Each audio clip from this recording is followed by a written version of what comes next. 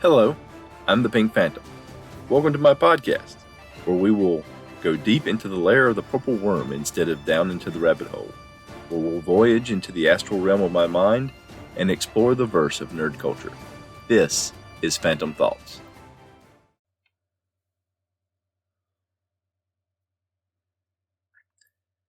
Thanks for checking in. In this call-in OctOSR episode, we're going to hear from Jason of the Nerds RPG Variety Cast and Joe of the Hindsightless Podcast on the idea of domain play. We're going to hear from Kevin of the Red Caps Podcast about the main character in an OSR style game. And we're going to hear from Jason again and talk about an email I got from Spencer from the Keep on the Borderlands podcast about the idea of rulings over rules. So let's get to the calls. Hey, Pink Phantom, Jason here. Yeah, domain play is interesting. It's one of those things that you're right, most people don't reach. And when you look at the experience points required to get up to name level, you can kind of understand that. Back in the day when we played 8-hour sessions multiple times a week, or played every day, or look at Gygax's games. Look how much he played. That's one of the most amazing things is how much he actually played. But it is hard to get there. But I agree, it's kind of poo-pooed and put under the, ignored by a lot of people, which is a shame. There are some other great resources out there. The free version, you don't have to pay anything. You can get an art-free version of Lamentations of Flame Princess. They have a pretty simple domain system in there, like costs and upkeeps and stuff, but it works pretty well, so I'd recommend that as well. We also talk about it quite a bit on Cerebrivore, so check that out. Yo, what up, Phantom? Awesome episode on domain play. That's something I've always been interested in, but never found a group that wants to buy into it. Like my home group, before the pandemic destroyed everything, we played all the time, and that was just something they weren't interested in. It's cool. I think it sounds super fun. It sounds super fun to me. There's a feat in Pathfinder that you can get once you turn 7th level if you want it, that lets you get henchmen and hirelings and companions, which is really cool. There's a whole Pathfinder adventure path that's all about domain play. It's called Kingmaker. It's an amazing adventure path that I've never played, but I love the idea of it. And so, yeah, man, it's an idea that's still around today, but even with older gamers, it's not that popular. And I wonder why that is. You touched on it a little bit. Sorry, I'm out on a walk right now, if you can't tell. When you talked about how it's not the end of party play, but I think that's sort of the kind of what everyone thinks it is. I don't know. I think domain play sounds awesome. It's still in games today, especially like with some of the Matt Colville stuff, what he's doing with 5e. He's doing a lot of domain stuff, and it's a cool, damn, something smells like pizza and it smells good. Anyway, it's not explored enough, so awesome job on talking about it. Thanks for that, man. Keep up the great work, and I'll talk to you soon. Peace out. Yeah, domain play does seem to be kind of a peripheral case. The times I've encountered it, mainly on blogs, it's been experienced, I guess, more by people who use more of an open table concept, and they tend to have a myriad of players operating on, in and out of play at any one time. So of course that gives you a bigger, I guess, critical mass of characters and a world and their effect on the world and interactions and things that you can have. I am familiar with both Lamentations of the Flame Princess and Kingmaker. I've got a copy of Lamentations of the Flame Princess wandering somewhere on my hard drive, and I don't have the adventure path for Kingmaker, but I do remember buying the video game, computer game of Kingmaker during a Steam sale, which, unfortunately, like so many things on my Steam library, has remained maybe just looked at, but otherwise untouched. I know that in second edition, the Birthright campaign setting was kind of built around domain play of starting off with that level of play. And Altark's Adventure Conquer King system has some domain play built in, or some domain play is slanted maybe more towards domain play, with domain play accessories that go on with the main role-playing concept. And I think there are, as like Jason said, just getting to a high enough level where you have the resources and the, I guess, influence to commit gameplay, to commit to have your characters in domain play, is kind of a drawback if you're using the older rules. Because, for example, in the Bake Me version of the game, you get to the companion set before you really get heavy into the domain level.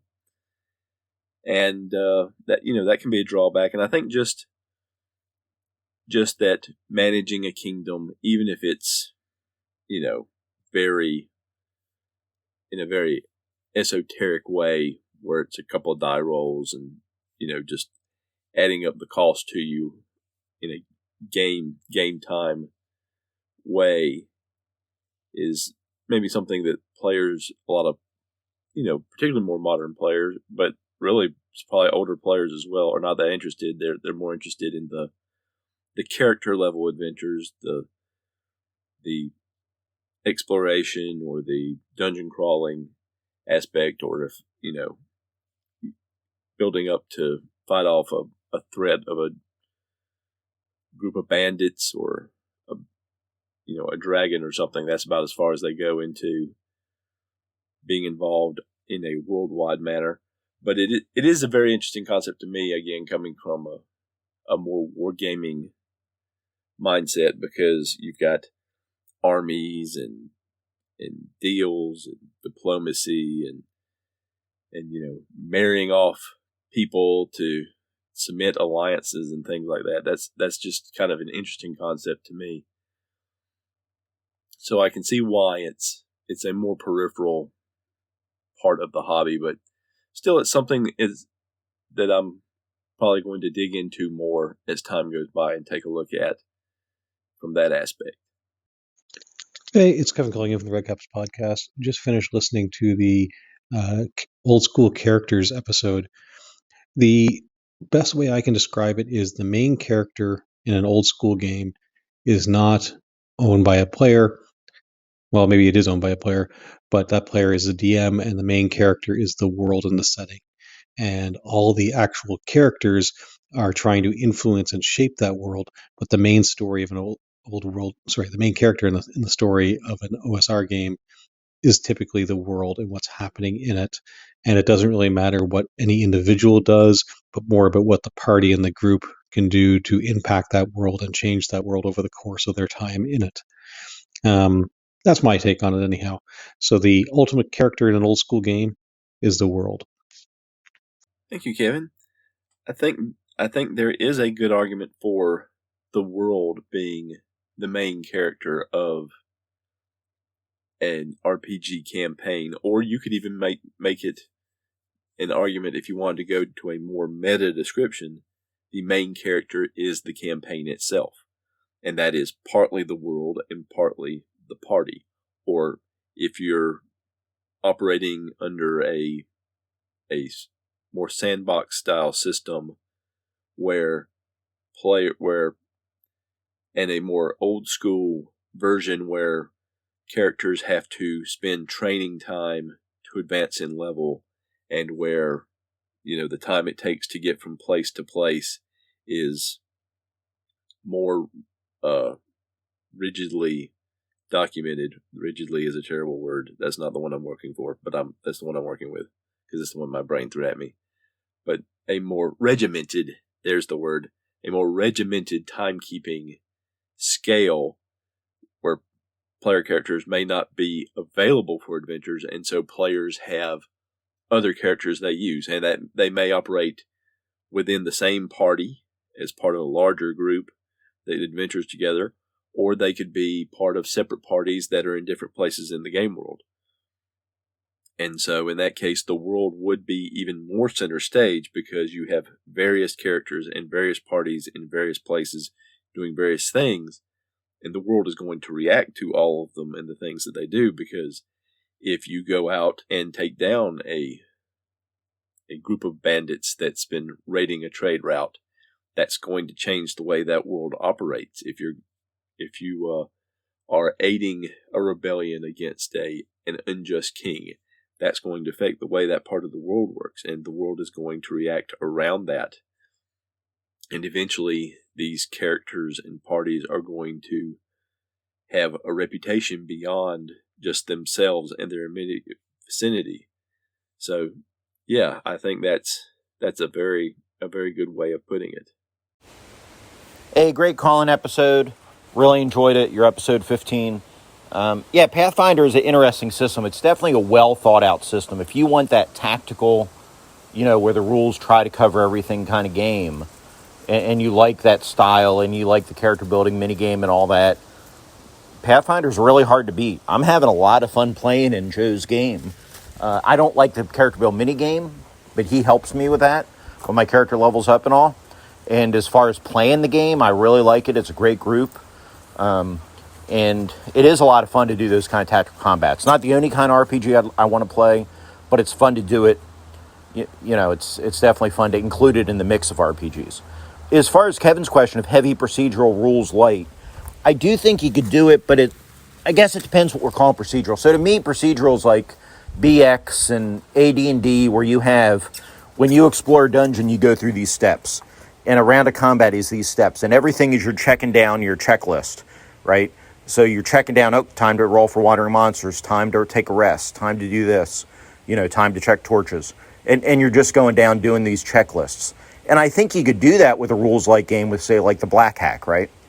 I don't think there's any reason you couldn't. You're always going to come up against situations where you have to adjudicate things. And then, the question is, do we write down what we adjudicate? Do we try to remember it? Does your light system eventually evolve into a rules medium system? And I think probably, if you want consistency, it will. But you know what? That's okay if it does, because if you're playing that perpetual game, and you guys are in this campaign, or you gals are in this campaign for a year, 2 years, 3 years, and the tax for playing a 3-year campaign is to have some extra rules added to it, I think that's well worth it. So, just my thoughts. Take care. Keep up the great work. Thanks, Jason.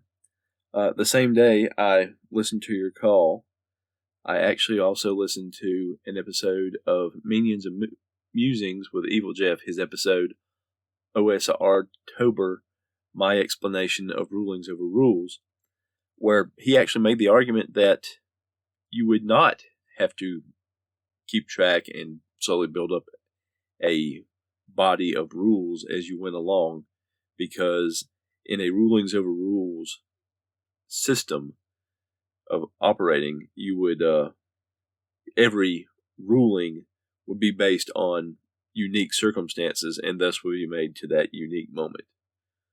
So I thought that was an interesting take. I do tend to agree with you that for consistency reasons that you would have to keep track, at least broadly, of the way you did things. And I think that having defined procedures would certainly help, which is something that I don't know is discussed as much when we talk about rulings over rules, about procedures. We have been talking about, I know Kevin called in about, rules light, procedure heavy systems.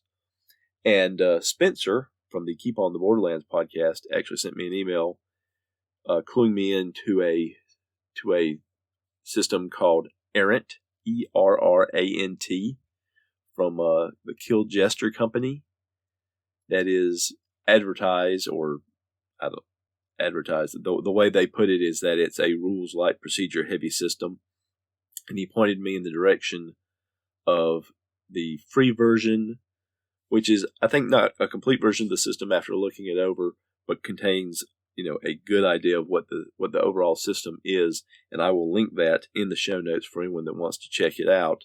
And it does seem to have a lot of procedures in it. Particularly, a lot of the procedures seem to be slanted towards, the character creation part and character progression part, so that when you get into the actual play, there's just a few procedures that, you could have noted down on the note card or something, and it would be very simple to run through those procedures as you go. But there's a lot of procedures for building the character, more or less, and allowing for improvements in the character as time goes by, as they level up, so to speak.